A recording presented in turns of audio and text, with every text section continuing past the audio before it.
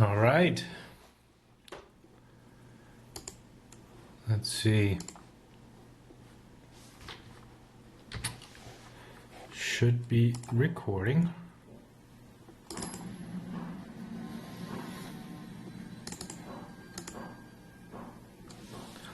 Let's play a game and we'll find out afterwards whether that's true. Okay, playing Boros Triumphant, as I like to call it.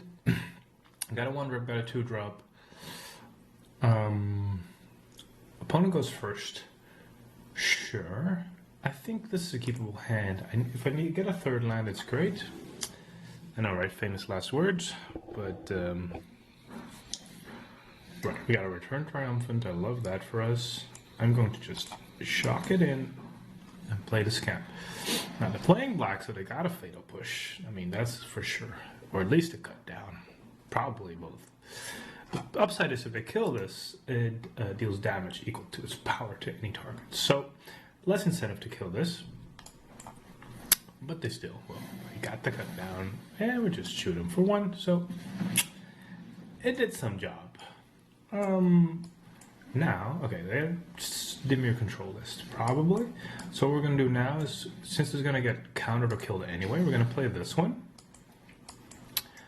And next turn we can bring it back with Return Triumphant, which is great.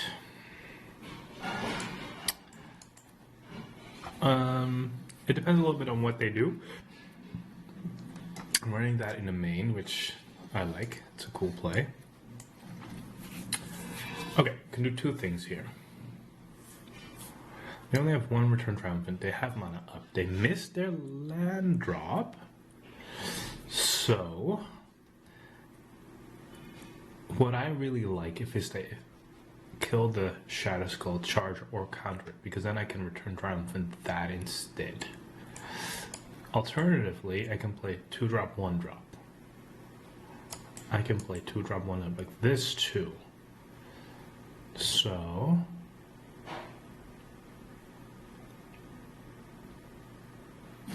yeah, I do like that. Then I have some backup plans. I got backup plans, yeah. So, interesting decision, do they counter this or don't they? They should, I think. Drown in a lock, that's fine. It might be fairies. Okay, this they have to let go.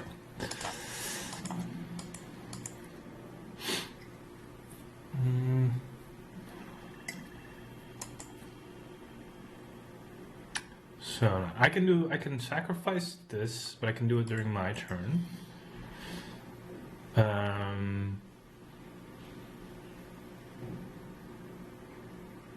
So they're not tapped out. So there's multiple things I can do.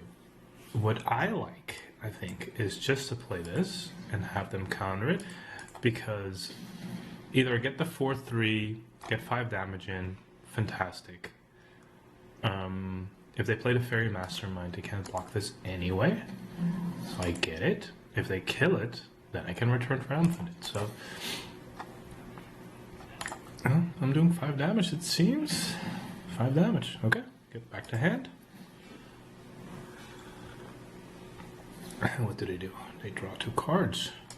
Alright. 5 damage was acceptable. So, we are down to 15 somehow. How did I manage that? Shock myself and, yeah, pain lands. Yeah, that'll do it. Okay, so they hit their 4th land drop and we missed to 1, I think, yeah. Which is fine. Ooh, Goddric I really like. He's gonna kill something, so I'm gonna try to okay. I really wanted to Return Triumphant something, but I can't do it into open mana. So, what does that mean? We play the Shatterskull Charger again. Or do we Goddric? I do like Goddric in the bin as well.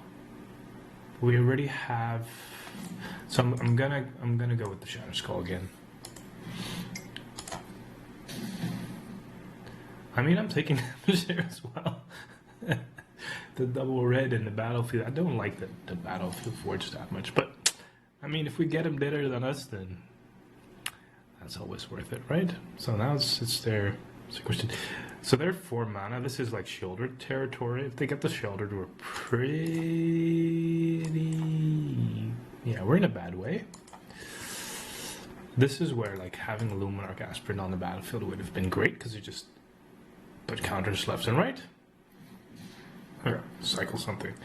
So, sure, cycle something. You can't block the Neonates, so you don't block anything. All right, get her down to 9. I don't mind it. It's Neonate. I mean, 1/1 menace isn't impressive, but it gets damage in. All right, this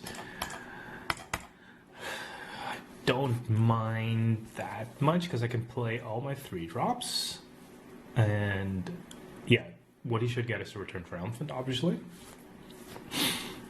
I think it's Dimir Control or Dimir Midrange. It doesn't look like fairies or rogues, because we haven't seen any fairies or rogues. But it could still be one of them. So against control, that's pretty good. I want to play the Thrillseeker when I have 4 mana, because then I can sacrifice it in response to anything. Yeah, that's probably the good move. Okay. But knowing that, then now I think Goddric makes a lot of sense. If he has the 5th land, he can play Shieldred, Massacre is fine.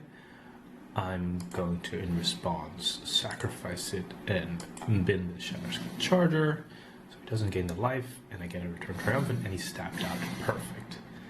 Perfect. Okay, so what do I want to do? I get another land. That's amazing. And I get the Return Triumphant something. Ooh. Yeah, would have been great. Okay, so I can get Ash, which I like. This is 4 damage, but it's just better to get the... It's just better to get the Shatterskull Charger. And then... just hit them. Yep, yeah, sure. I'll lose 1 life, I don't mind. I'll lose another one. Alright, so... Opponent is dead on board, and now we have the Thrillseeker. So, it gives 2 counters, which is amazing with the trample.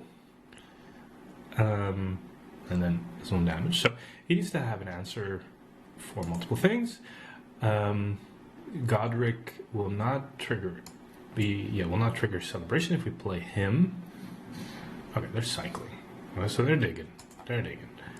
So this is great for us. We'll lose 1 life, we don't care. But now Shatterskull Charger does die to Fatal Push. That is noteworthy. That is noteworthy. But still, we've got it in the bag with Voldaren Thrillseeker. So we could put it on the Insolent Neonate. So let's see. I'm really happy with that. Let's take a quick look at the deck. So you have a quick overview. Let me show you the deck.